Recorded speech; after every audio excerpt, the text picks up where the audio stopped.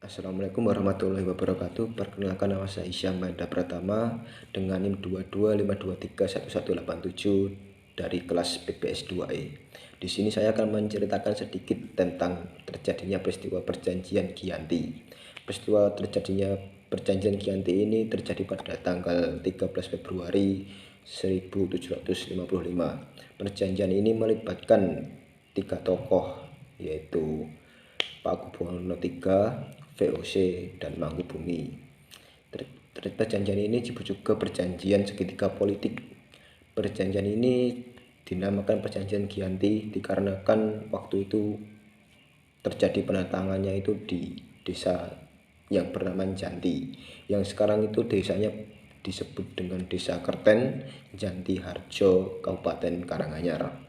Pada saat itu perjanjian ini dibuat untuk meredamkan konflik yang berlarut-larut. Pasca berpindahnya Keraton Kartasura ke Surakarta, konflik dari Geger Pecinan belum juga mereda.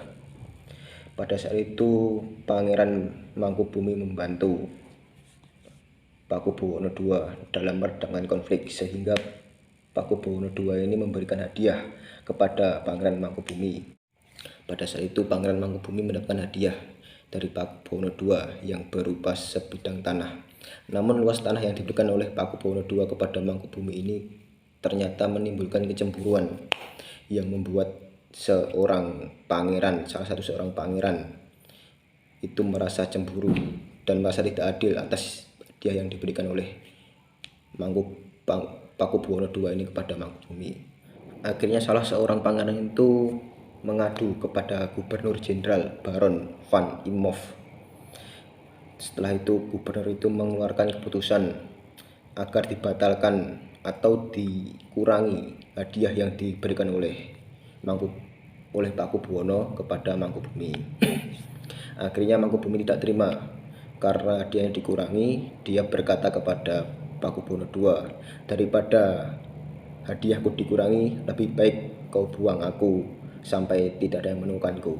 Akhirnya Pakubuwono memberikan uang 3.000 ril kepada Mangkubumi untuk makan anak buahnya. Setelah itu, habis itu terjadilah perang pada malam harinya. Mangkubumi pergi, terjadilah perang. Pecah perang Mangkubumen yang menewaskan puluhan ribu anggota kompeni dan prajurit Jawa. Perlawanan yang dilakukan oleh Mangkubumi ini membuat Gubernur Jawa Utara, yaitu Nicholas Harting, segera mengambil sikap untuk menyelamatkan daerah operasionalnya, dan akhirnya Nicholas Harting ini melakukan perundingan atau perjanjian kesepakatan dengan Mangkubumi. Akhirnya Nicholas Harting sepakat dengan Mangkubumi karena Mangkubumi ingin juga menguasai daerah Jawa.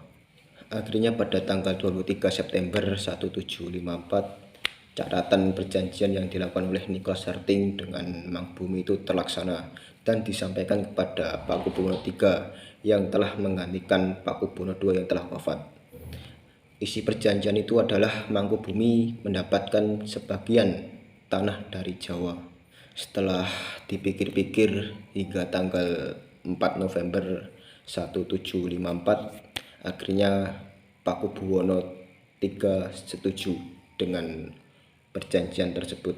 Kesepakatan ini menjadi sebuah perjanjian yang sangat besar yang dilakukan di desa Giyanti yang berada beberapa puluh kilometer di timur Surakarta.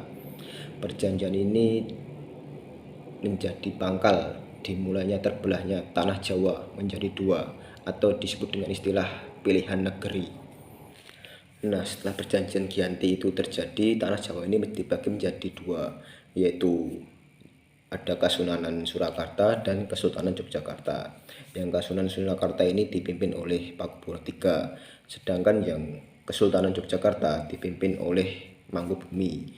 Tapi Mangkubumi mendapat kenaikan tahta menjadi Sri Sultan Hamengkubuwono I yang memimpin Kesultanan Yogyakarta.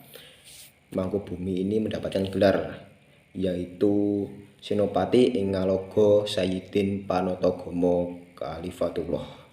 itu adalah gelar dari Mangkubumi. Itu tadi cerita sedikit dari saya tentang peristiwa perjanjian Giyanti. Kurang lebihnya mohon maaf. Wassalamualaikum warahmatullahi wabarakatuh.